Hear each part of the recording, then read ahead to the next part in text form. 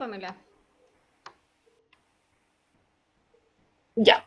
Voy a esperar unos segunditos, niños, mientras carga, porque como todos tenemos diferentes conexiones a internet, de repente se produce un desfase que a algunos les aparece primero y a otros se demora aproximadamente unos 5 segundos, más o menos, en que les aparezca el PPT, ¿ya?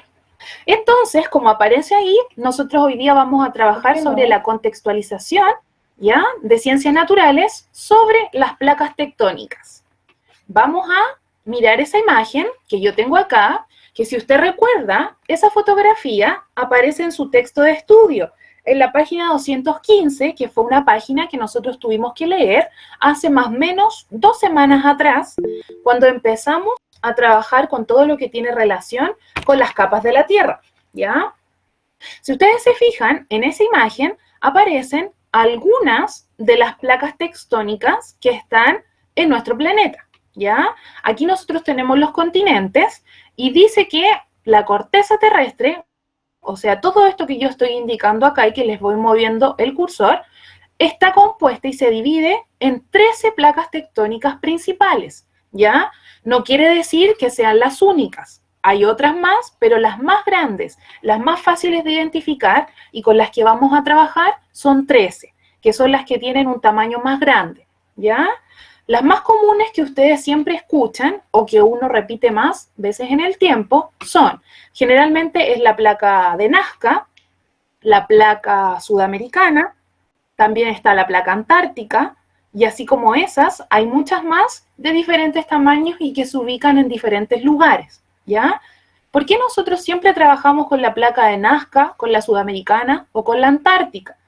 Porque son las placas que están en nuestro continente, donde está ubicado nuestro país, donde está Chile, porque son las placas a través de las cuales más adelante nosotros vamos a conversar sobre ellas y cómo estas placas van a afectar nuestro país en relación a los movimientos sísmicos, terremotos, erupciones, tsunamis, pero eso lo vamos a ver un poquito más adelante, ¿ya?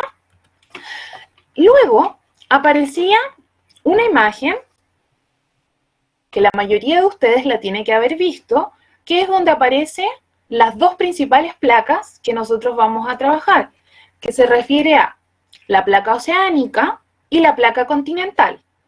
La placa oceánica, como aparece acá en el dibujo y la flecha nos indica, es esa porción sobre la cual se van a ubicar los océanos, ¿ya? Ahí lo dice clarito y por eso recibe su nombre. Si nosotros nos detenemos a observar su nombre, placa oceánica es la que se encuentra en los océanos. Pero tenemos por este otro lado una placa sobre la cual se van a ubicar todos los continentes, ¿ya?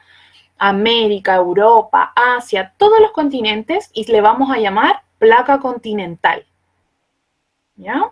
Estas placas, tanto la placa oceánica como la placa continental, también pueden ser parte de una placa, que en este caso puede ser una placa de tamaño mayor, como la de Nazca, la sudamericana, la africana, la antártica u otra, ¿ya?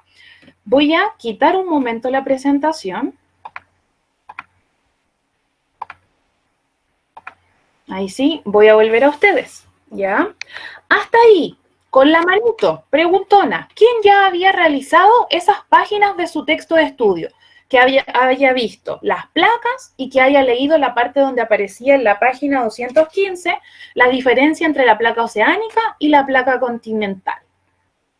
Bien, la Emilia, el Agustín, el Maxi Orellana, el Octavio, la Danae, El Rafa, la Amanda, Vargas, la Flores Muri, Rafael, muy bien, ¿ya? Entonces, nosotros ahora que ya sabemos eso que es una parte principal y fundamental de las placas tectónicas, porque ya sabemos que hay algunas que se van a dar su origen en los océanos y otras que van a tener su origen en los continentes, ¿ya? Luego de eso, nosotros observamos una parte a través de nuestra lectura y del aprendizaje que ustedes han ido haciendo semana a semana, en donde descubrimos que las placas tectónicas no están quietas, sino que estas placas están en constante movimiento, que pueden ser diferentes tipos de movimientos y que pueden ir en diferentes direcciones, Para eso, ustedes tuvieron que trabajar en su página 216 y en la página 217, donde aparecían los movimientos de las placas cuando éstas se enfrentaban entre sí, ¿ya? Entonces, cuando las placas se juntaban, dos o más placas, se generaban tres tipos de movimientos, que se llamaban límites, ¿ya? Esto que yo les estoy recordando está todo en su texto de estudio, para que usted durante la semana también lo pueda releer si es que no lo ha hecho. Habían tres límites, que era un límite convergente, un límite divergente, y también estaba el límite transformante, ¿ya? Voy a proyectarles de nuevo el PPT porque los tengo ahí para que lo podamos leer y recordar.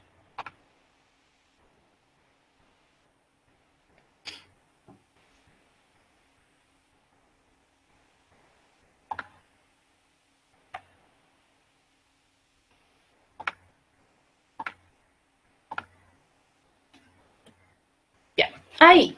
Para los que tienen su texto de estudio al ladito, pueden ir mirándolo desde la pantalla o revisar en su texto, ya que es la misma imagen. Yo les saqué un pantallazo al libro y lo puse acá para poder recordarlo con ustedes, ¿ya?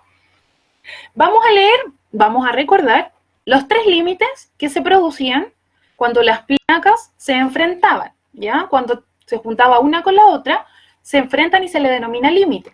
Veamos el primero, que es el que está acá, al que nosotros llamamos límite divergente, ¿ya? Entonces, vamos a saber que cuando un límite es divergente, es cuando las dos placas se van a separar. ¿Cómo vamos a saber que es divergente? Porque una placa va a ir, por ejemplo, hacia la derecha y la otra placa va a ir hacia la izquierda. Se separan, pero cada una hacia un lado distinto, ¿ya? Como estas dos placas se están separando, van a dar origen a una nueva corteza oceánica. Es decir, como se están abriendo una de la otra, va a poder emerger algo desde la corteza oceánica, que es lo que está debajo, ¿ya? Pero también tenemos por el otro lado aquel límite que ahora es un límite convergente. Ahora, cuando hablamos de convergencia, nosotros nos vamos a referir a un término muy común, como dice ahí, que es cuando van a chocar estas dos placas tectónicas, ¿ya? Entonces, al chocar, como las dos tienen una gran cantidad de fuerza, las dos vienen con mucha energía, se produce este choque, y al chocar, una se va a internar o se va a introducir por debajo de la otra, ¿ya? Producto de la energía que estas tienen. Y como aparece ahí, esa parte cuando una va debajo de la otra, cuando chocaron y una se metió debajo, se le va a conocer como la subducción, ¿ya? Y a diferencia del límite divergente, ya no va a salir una corteza oceánica, sino como estas chocaron y se encontraron, y se metió una debajo de la otra, va a generar una cordillera o un volcán, ¿ya? Genera cosas totalmente distintas, porque depende del movimiento en el cual ellas se hayan encontrado, ¿ya? Hasta ahí, pregunto, ¿alguna duda, alguna consulta en relación a eso? Recuerde que si tengo la duda, muevo la manito y me va a aparecer automáticamente usted en la cámara para que me pueda hacer la pregunta y podamos activar el audio, ¿ya? ¿Ninguna duda? ¿Nadie? No Ya. sé, nadie preguntando. Seguimos entonces. No, no vi ninguna manito tampoco, tía. Si tú llegas a ver una, me avisas, por favor. Ya, veamos. Entonces, dijimos que el límite divergente era cuando las placas iban una hacia cada lado, el movimiento. El límite convergente cuando chocaban y una se metía por debajo de la otra, que se generaba esta subducción y daba origen a cordilleras o a volcanes. Pero también había un límite transformante, que era cuando una placa estaba al ladito de la otra placa y se movían de forma paralela respecto de la otra, ¿ya? Se movía una al ladito de la otra. Ese es el otro límite transformante que ustedes tenían que leer y que conocer, ¿ya? Eso solamente es de información general.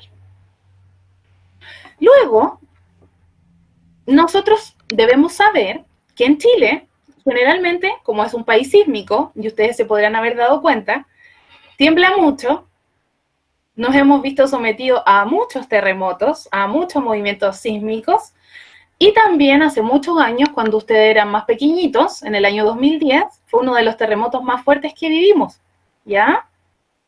Veamos, Emilia Céspedes, ¿tienes alguna pregunta? No, tía, no es una pregunta, sino que le iba a decir algo. En Dígame. el terremoto del 2010, si no me equivoco, mi mamá me contó que yo estaba en la guatita de mi mamá y estaba muy fuerte el terremoto. Y mi mamá me contó que yo estaba en la guata y que cuando el terremoto estaba pasando, mi ¿Ya? mamá, yo le hacía así a la guata. Golpeaba la guatita por dentro. Puede ser porque fue un movimiento muy fuerte. Al ser en la madrugada, la mayoría de las personas estaban o durmiendo o ya acostadas, entonces te pilla un poco desprevenido, te toma por sorpresa, ¿ya? Florencia Gamuri, Tía, esto me interesó del terremoto. ¿En qué me fue? en febrero. El terremoto fue en febrero del año 2010. Más específicamente cuando se estaba llevando a cabo el Festival de Viña. Tía, a mí igual me contaron eso. ¿También te lo contaron, Octavio? Mi mamá me... Sí. La Anaís, tía, tiene una Veamos. pregunta. Ya, dame un segundo que me estaba hablando un varón que no tiene su manito, entonces no pude leerle el nombre. Ahí sí, ¿hable? Ya, voy con el joven y después con la Anaís. Ya. Es Hugo. que yo, ¿Ya? cuando yo Sí, nací en 2011 y mi mamá naciste entró en un después. terremoto. Sí, Ya, pero igual te pudieron contar del terremoto. sí, pero no me contaron, después me contaron. Ya, pero yo hoy día también voy a contar algunos detalles, ¿ya? Ok. Ya, Anaís.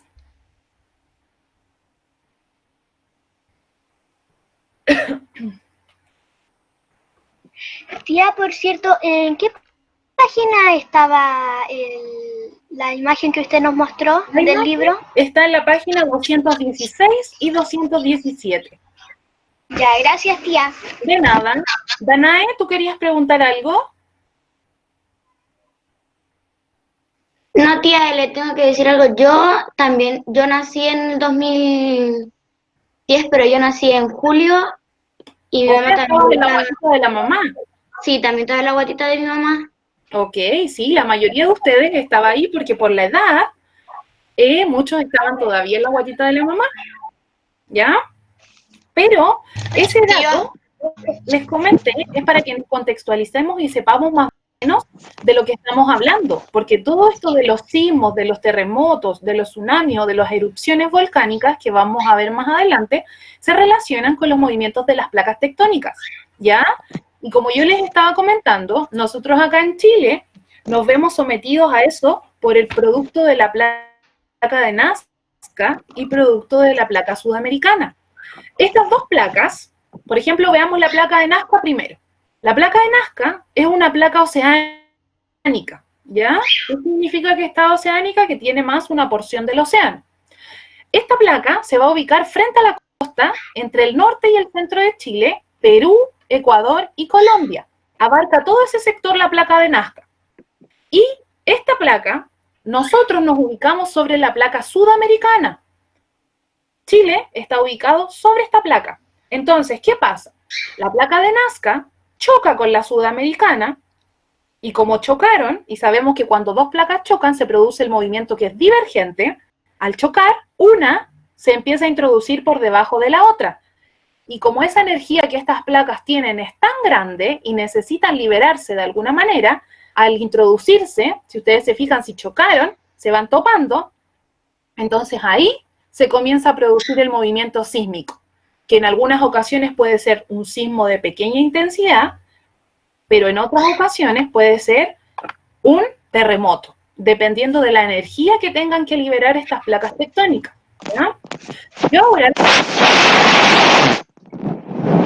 los voy a invitar a ver un video que también era un video que yo les propuse y les sugerimos con el tío Raúl, para que ustedes pudieran ver, pero lo vamos a ver desde la parte de los terremotos.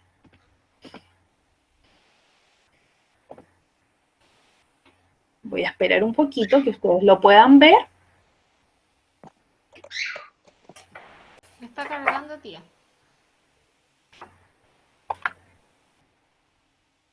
Ya.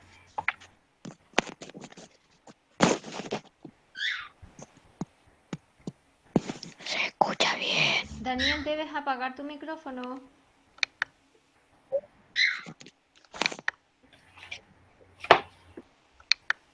Ya, ahí les voy a poner el video. Tía, ya lo ven, ¿verdad? Sí.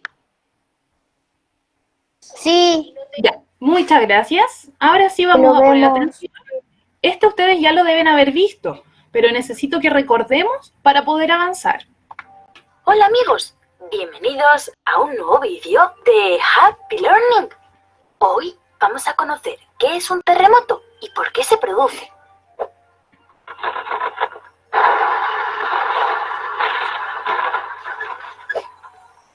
¿Sabéis que el suelo que pisamos reposa sobre enormes placas rocosas parecidas a las piezas de un puzzle que se llaman placas tectónicas? Estas placas flotan sobre el magma, un material súper caliente que está en estado líquido o viscoso por su elevadísima temperatura. Estas placas tienen grandes fracturas llamadas fallas, y es ahí donde se originan todos los movimientos sísmicos o terremotos. Y dependiendo del movimiento que realicen, producen distintos efectos. Cuando las placas tectónicas se desplazan en sentido contrario, tienen límites divergentes y el magma de las zonas profundas emerge hacia la superficie y cuando se enfría, se seca y forma suelo nuevo, como estas islas que veis aquí. Cuando las placas chocan unas contra otras, tienen límites convergentes y forman una zona de colisión que da lugar a nuevas montañas o cadenas montañosas, como el Himalaya o los Alpes. También puede producir volcanes y terremotos.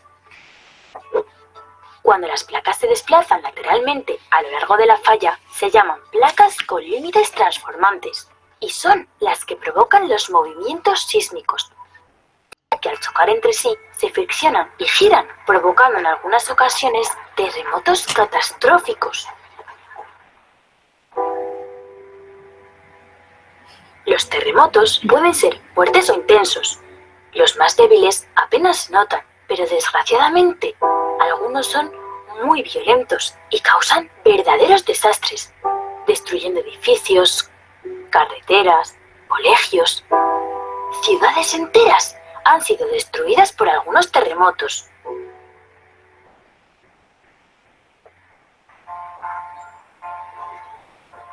En un terremoto distinguimos dos partes: el hipocentro, que es el punto del interior de la Tierra donde se origina el terremoto, y el epicentro, que es el punto de la superficie de la Tierra directamente vertical sobre el hipocentro. En ese punto es donde el terremoto es más intenso y causa más daño. A los terremotos también se les llama seísmo y a las personas que los estudian se les llama sismólogos. En la Tierra hay más de 2000 observatorios sismográficos que estudian y siguen muy de cerca los terremotos. De hecho, cada año se registran miles y miles de terremotos, pero la gran mayoría son tan pequeños que ni siquiera los notamos. El sismógrafo sismómetro es el instrumento que se utiliza para medir la intensidad de los terremotos.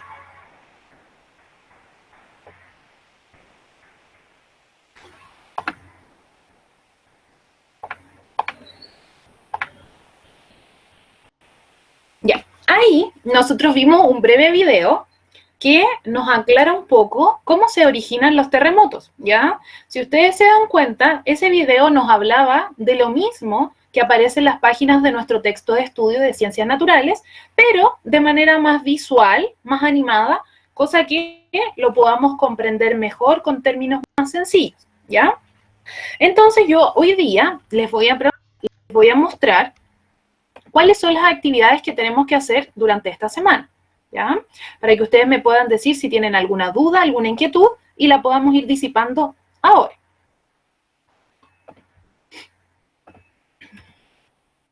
¿Ya? Esta semana nosotros tenemos que hacer las actividades de la semana del día 13 al 17 de julio. Recuerden que la clase de hoy día nos puede servir para anticiparnos a la actividad que vamos a hacer, fortalecerla o retroalimentarla, ¿ya? Lo importante que ustedes tienen que saber es que esta semana nosotros solamente vamos a trabajar con el texto de estudio. Pero es muy importante que ustedes en su cuaderno anoten el objetivo y las páginas que se van a trabajar para que haya un registro claro y un registro ordenado, ¿ya? El objetivo de esta semana es que nosotros vamos a identificar variados efectos de los movimientos de las placas tectónicas y las formas de actuar ante cada uno de ellos utilizando nuestro libro. Vamos a tener que leer esta semana en relación a los sismos, a los tsunamis y a las erupciones volcánicas. Para eso, esta actividad, esta hojita que yo les estoy mostrando, es la que ya se encuentra en la página web del colegio. Esto ya está en la plataforma y son estas las páginas que a ustedes les corresponde trabajar durante esta semana. Yo las puse porque les quería explicar en detalle qué es lo que van a tratar y a qué se van a enfrentar, ¿ya? Por ejemplo, ahí aparece que nosotros en la página 229 vamos a tener que leer sobre los tsunamis, ¿ya? Si bien muchos de ustedes saben lo que es un tsunami, porque lo han escuchado, porque lo hemos visto en imágenes, en televisión, en internet, en radio o en otras instancias, nosotros debemos saber que, por ejemplo, el tsunami se va a producir cuando se produce un sismo o un terremoto de mucha intensidad, de gran magnitud, y cuando este se va a desarrollar en el mar o en lugares cercanos a la costa, vamos a dar origen a un tsunami. Hay gente que también les llama maremoto, ¿ya? Pero el tsunami principalmente es una ola muy grande, que va a chocar con la costa o con lo que se enfrente una vez que haya pasado el terremoto, y por eso en la imagen que aparece ahí está bastante clara, ¿ya? Si ustedes se fijan acá en la primera flecha que yo les estoy indicando, dice, cuando una parte de la corteza, en este caso la parte de abajo, recuerde que la corteza está más abajo, experimenta un movimiento vertical, como la columna vertical, se va a producir el movimiento o el desplazamiento de la masa de agua. Recuerde que la cantidad de agua que nosotros tenemos en los océanos es muchísima, ¿ya? Entonces, imagínese usted que esa cantidad de agua la moviéramos suavemente, el impacto que puede llegar a generar. Es importante que sepamos que la mayor cantidad de la Tierra, de nosotros, está compuesta por agua, ¿ya? Entonces, ¿qué pasa? Cuando se produce el tsunami, este movimiento se genera al interior. Pero el agua, la gente detecta muy rápido cuando se va a producir un tsunami. ¿Por qué? Porque el mar o la marea se recoge, se viene hacia atrás, se adentra, como uno dice, mar adentro. Y en ese momento, después, vuelve a salir y al chocar con la costa, toma altura y levanta. Por eso se habla de repente que hay olas que llegan incluso hasta los 8 metros, 9 metros, inclusive más, ¿ya? Luego, cuando a ustedes les toque leer, en la página 233, se van a encontrar con otro fenómeno que tiene que ver con las erupciones volcánicas. Ahí en la imagen aparece que el volcán se va a producir, se va a dar origen a un volcán a raíz de una grieta que se va a producir en la corteza terrestre y de dónde va a salir este magma, esta lava que conocemos nosotros cuando está en estado líquido, ¿ya? Entonces ahí se muestran las diferentes partes que va a tener el volcán, que si nosotros nos fijamos, desde abajo hacia arriba. Desde abajo va a tener esta cámara magmática, que es donde están las profundidades del volcán, ¿ya? Donde encontramos este magma, esta lava. Luego, cuando nosotros vamos subiendo, nos vamos a encontrar con la chimenea.